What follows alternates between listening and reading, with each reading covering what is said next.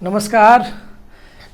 हमने लास्ट की जो 2 वीडियो थी उनमें 1773 के रेगुलेटिंग एक्ट से भारत शासन अधिनियम 1945 तक कवर किया था और आपको से मैं उम्मीद भी करता हूं कि वो बखूबी आपको समझ में भी आया होगा।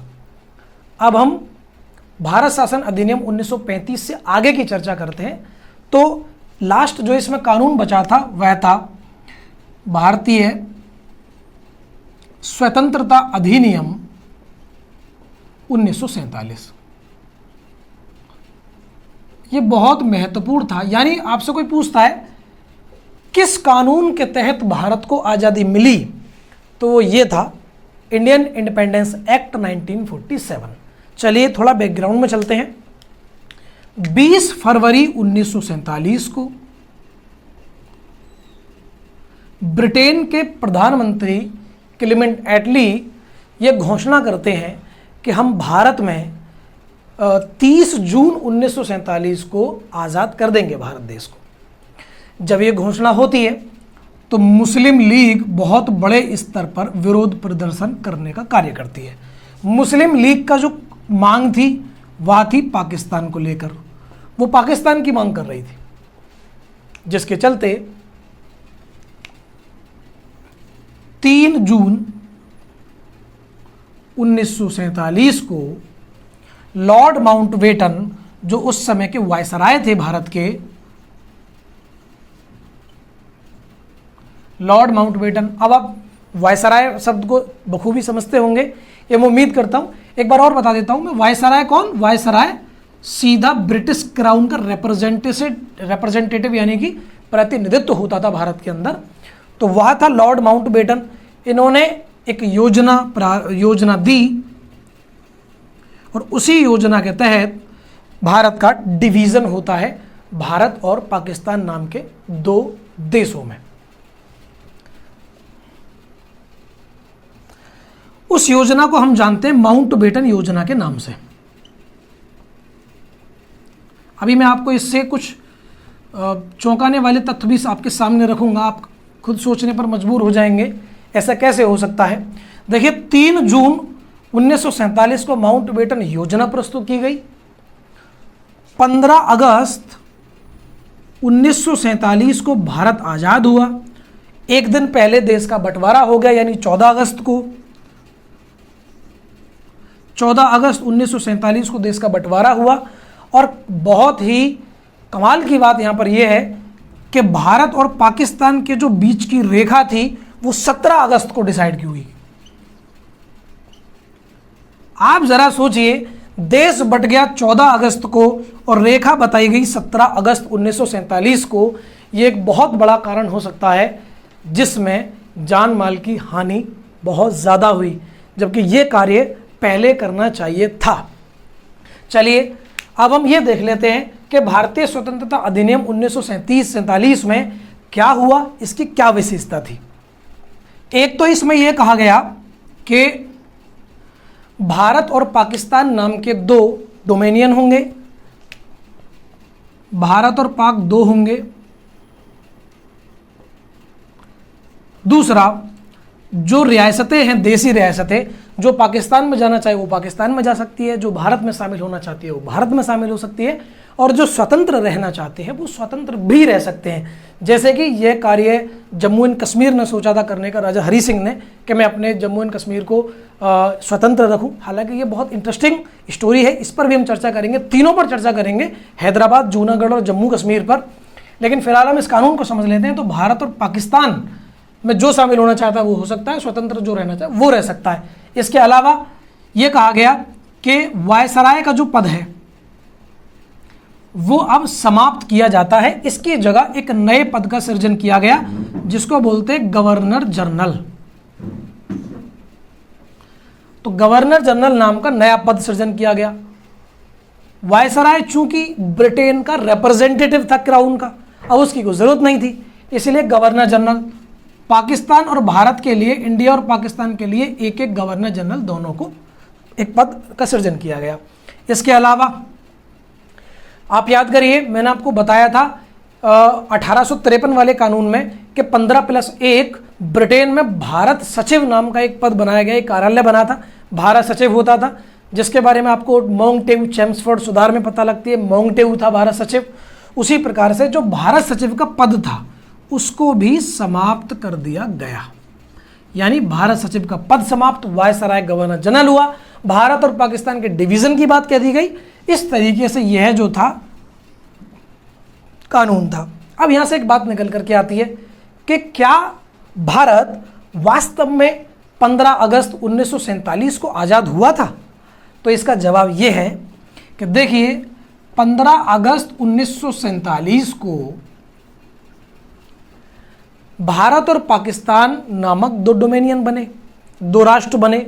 हालांकि संप्रभु ही थे, लेकिन यह भी कहा गया कि जो ये गवर्नर जनरल है इनका, यह जो मतलब इसको चुनेंगे तो अंतरिम सरकार, जो भारत की अंतरिम सरकार थी जिसके प्रधानमंत्री श्री जवाहरलाल नेहरू थे, चुनेंगे तो इसे वही, लेकिन जो अपॉइंटमेंट होगी औपचारिक रूप से वो ब्रिटिश क्राउन करेगा। यही वो वजह है जिसकी वजह से सवाल उठाया जाता है कि वास्तव में ही देश हमारा 15 अगस्त 1947 को आज़ाद हुआ। तो हम कह सकते हैं कि हम पूर्णतः आज़ाद जो है हो गए थे, लेकिन कुछ औपचारिकताएं जो है वो चलती रहीं और ये समाप्त जो है पूर्ण रूप से 26 जनवरी 1950 को हुई, जब हमारे देश का संविधान पूर्णतः बनकर तैयार हो गया और लागू हो गया। तो उसी दिन से यह व्यवस्था भी समाप्त हो गई, यानी तब से हम संपूर्ण प्रभुत्व संपन्न राष्ट्र हो गए। आप इस बात को समझ पा रहे होंगे। संपूर्ण प्रभुत्व संपन्न क्या होता है, जब हम संविधान की विशेषताएं देखेंगे तो और इस पर डिटेल से चर्चा करेंगे। अभी इतना ही समझ लीजिए कि हम अपने निर्णय स्वयं लेंगे, इस बात का ये मतलब होता है। चलिए आगे अब हम देखते हैं कि संविधान सभा में क्या चल रहा है, कैसे कैसे करके व्यवस्था हुई है। अब जो हम चर्चा करने वाले हैं वह है संविधान का निर्माण, यानी जितने कानून थे अब उनका जो कानून थे जितने भी, उनकी चर्चा समाप्त हुई। अब हम संविधान के निर्माण पर बात करेंगे। देखिए अगर मैं बात करूं संविधान सभा बनने का विचार सबसे पहले किसने दिया, तो उनका नाम था एम.एन. रॉय। एम.एन. रॉय नाम के व्यक्ति थे जिन्होंने पहली बार ये सलाह दी, सुझाव प्रस्तुत किया कि हम को एक संविधान सभा बनानी चाहिए अपने संविधान के लिए। उसके बाद में जवाहरलाल नेहरू ने 1938 में कहा कि संविधान सभा के सदस्यों को जो चुना जाएगा वो वयस्क मताधिकार के द्वारा चुना जाएगा। इन सब के बावजूद में अब हम ये समझते हैं कि हुआ क्या, तो 389 यानी कि 389 टोटल सीट थी संविधान सभा के लिए, जिनमें से 296 सीटें ब्रिटिश प्रांत के लिए थी और 93 सीटें देसी प्रांतों के लिए थी।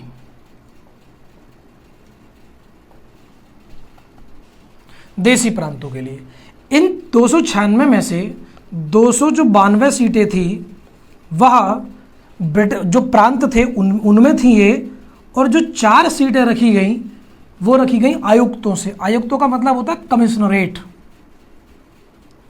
जैसे वर्तमान की अगर मैं बात करूं तो उत्तर प्रदेश का गौतम बुद्ध नगर जिला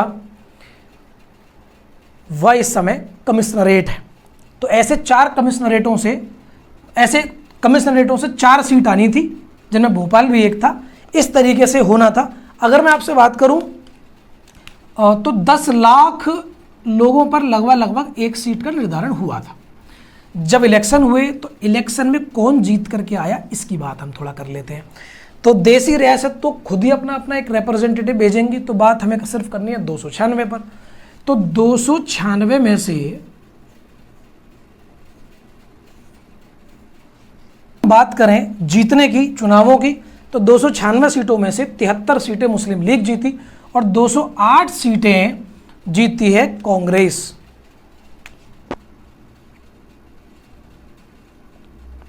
और भी कुछ स्वतंत्र लोग जीते थे, उनकी बात हम बाद में करेंगे।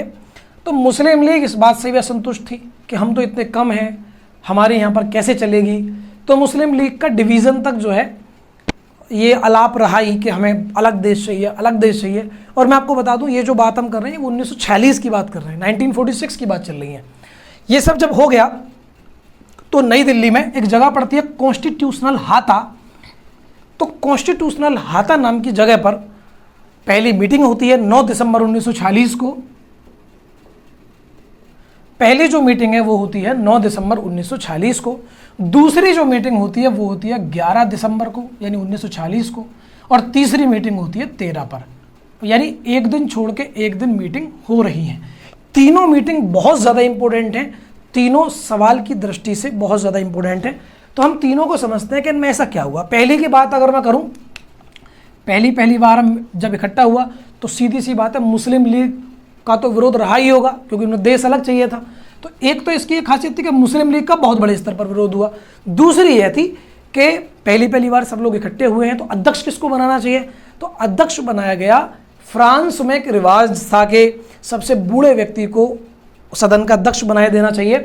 तो उसी ट्रेडिशन को मानते हुए पहली मीटिंग में डॉक्टर सच्चिदानंद सिन्हा, उस समय सबसे बुजुर्ग व्यक्ति थे, उनको बनाया गया यहाँ पर अध्यक्ष, डॉक्टर सच्चिदानंद सिन्हा।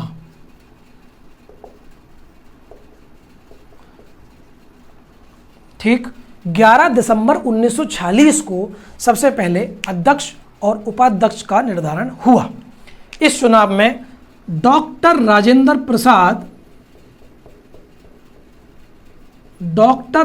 प्रसाद बने चेयरमैन, यानी कि स्पीकर, यानी कि अध्यक्ष बने वो। मैं प्रेसिडेंट लिख देता हूं, अध्यक्ष ही लिख देता हूं सीधा। और दो लोगों को उपाध्यक्ष बनाया गया, एक HC मुखर्जी और दूसरे थे TT कृष्णामाचार्य। तो HC मुखर्जी और TT कृष्णामाचार्य नाम के दो व्यक्तियों को बनाया गया उपाध्यक्ष। आप लोग इनको याद रखेंगे। और जो 13 दिसंबर 1946 वाली जो मीटिंग है, that is also very important because इस मीटिंग के अंदर नेहरू जी ने उद्देश्य प्रस्ताव पेश किया था। उद्देश्य प्रस्ताव, अब ये उद्देश्य प्रस्ताव क्या था? इसका मतलब था हमारे देश का जो कॉन्स्टिट्यूशन होगा वो कैसा होगा, क्या वो लोकतांत्रिक व्यवस्था होगी, क्या गणराज्य होगा, क्या धर्मनिरपेक्षता का सिद्धांत होगा। इस तरीके के जो बातें थी वो इसमें कही गई थी, इसमें उद्देश्य प्रस्ताव में। और यहीं के बाद में कुछ समितियों का निर्माण हुआ और उन समितियों ने अपना कार्य प्रारंभ किया और संविधान बनकर हमारा कुछ दिन बाद में तैयार हो जाता है। चलिए हम देखते हैं वो कौन कौन सी समितियां थी। ये वो समितियां हैं जिन्होंने संविधान को बनाने की जिम्मेदारी संभाली थी। तो इनके जैसे संघ शक्ति समिति, संघीय संविधान समिति, प्रांतीय संविधान समिति, प्रारूप समिति, प्रक्रिया नियम समिति और संचालन समिति, इन सब के अध्यक्षों को याद करना अपने आप में एक कंफ्यूजिंग रहता है, लेकिन आज मैं आपको ऐसा तरीका बताऊंगा जिससे आप इनके अध्यक्षों को कभी भूलने नहीं वाले। पहला, जैसे संघ समिति है और दूसरी है संघीय संविधान समिति। जहां पर आपको शब्द देखे संघ या संघीय, उनके अध्यक्ष होने वाले हैं जवाहरलाल नेहरू। दूसरी की बात करें तो प्रांतीय संविधान समिति और प्रारूप समिति, दो समिति हैं। देखिए प्रांतों की बात करें तो प्रांतों को एक करने की जिम्मेदारी किसने संभाली थी? पटेल साहब ने संभाली थी। तो प्रांतीय संविधान समिति सरदार पटेल। प्रारूप समिति तो हमेशा चर्चा में रही है, डॉक्टर BR अम्बेडकर।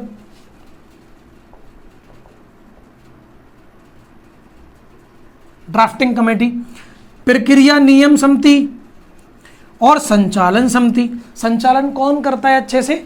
जो पीठासीन की कुर्सी पर बैठा होता है, यानी अध्यक्ष जो होता है। और अध्यक्ष कौन थे? डॉक्टर राजेंद्र प्रसाद साहब। तो प्रक्रिया नियम और संचालन, इन दोनों की जिम्मेदारी संभाली थी डॉक्टर राजेंद्र प्रसाद साहब ने।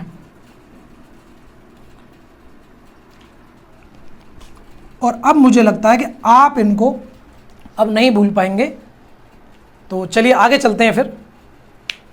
तो 22 जनवरी 1950 को हमारा राष्ट्रध्वज अपनाया गया था। राष्ट्रध्वज। और 24 जनवरी 1950 को 3 कार्य हुए हैं।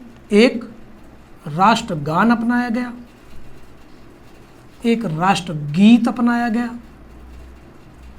और एक राष्ट्रपति का चुनाव हुआ।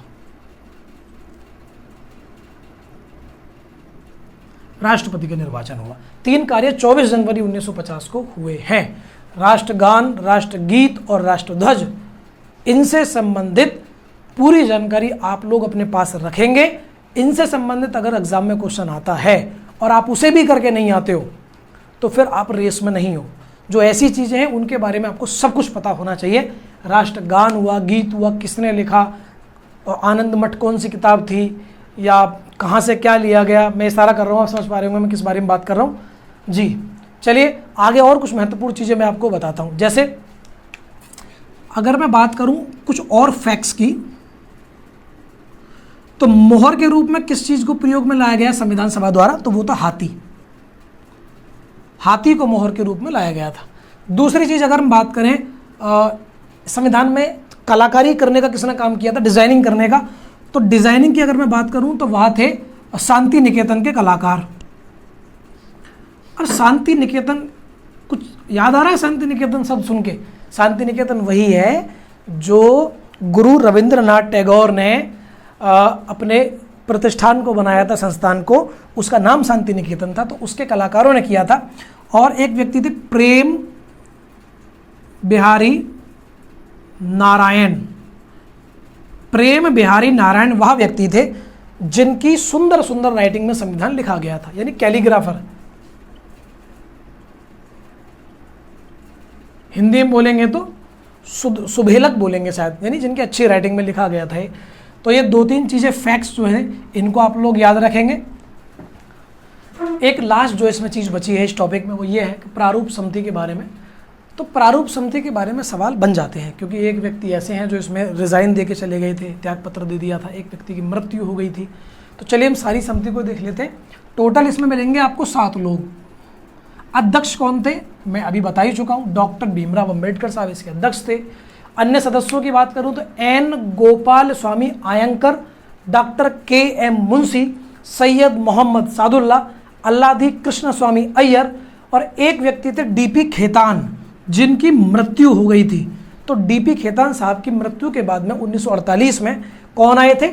TT कृष्णामाचारी। अब मुझसे आप ये तुरंत याद करेंगे आप, TT कृष्णामाचारी कौन है? कहीं ये संविधान सभा के उपाध्यक्ष तो नहीं है जी।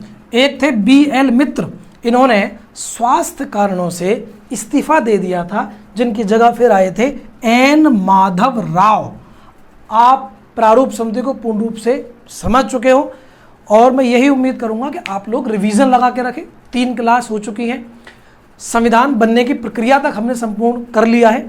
इससे आगे जो होगा अब हम पूर्ण रूप से संविधान को पढ़ना शुरू करेंगे, एक एक आर्टिकल डिटेल से पढ़ेंगे। इस तरीके से संविधान को समझने का काम करेंगे कि आप उसको उंगलियों पर रट के घूमो। एग्जाम में जब भी जाएंगे मैं पूरी आशा करता हूं कि आपका कोई भी सवाल नहीं छूटेगा। बस जैसे जैसे हम लोग बताते जाते वैसे वैसे आप करते जाइए। तो तब तक के लिए आपका बहुत बहुत धन्यवाद। Thank you very much.